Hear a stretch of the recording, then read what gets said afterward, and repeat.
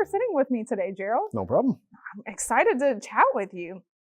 So we're here at the 30th annual IPSA conference, which I'm pumped about. And one thing I really like about coming to IPSA is that I get to connect with people all across the seed industry, like you from Meridian, a couple of other people from IPSA, some of the board members, things like that. What's one thing you like to take advantage of when we're surrounded by so many people, so many different people from the seed industry? A big part of it for me is being able to meet new people in the industry, networking with our existing customers and people that we do business with all the time. And it's just a great opportunity to learn what's going on in the seed world and what's changed and what is new and what to look forward to. And then, so you've been at Meridian for about 19 years, right? Correct. Yeah, I've been with them, on a few different roles, but right around that 19 years. 19 years. You must have picked up a lot of good information. Definitely picked up a lot of different information just from doing different jobs and different positions with the company. Mm-hmm. Well, what advice would you give to someone just jumping into the seed industry? I would definitely say make sure you plan ahead. Don't look at it as a short-term investment. Look towards the future. If you're ever looking at doing expansions, make sure you pick equipment that's easily added onto, that you can expand on.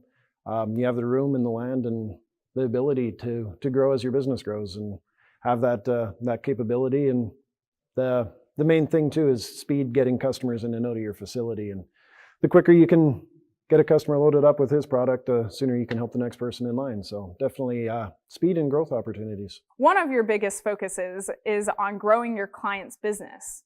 What are some of the steps you're taking to achieve that? Just the quality of equipment. If you have downtime, you can't service your customers. They can't get the product they need to put into the ground for their business. So you need to have good quality equipment, something that's going to last, make the seeding, the planting season go seamlessly without a lot of breakdowns and time out. And just making sure you can get your customers serviced and looked after. And with that, your company will grow because that service factor is going to be a part of your business.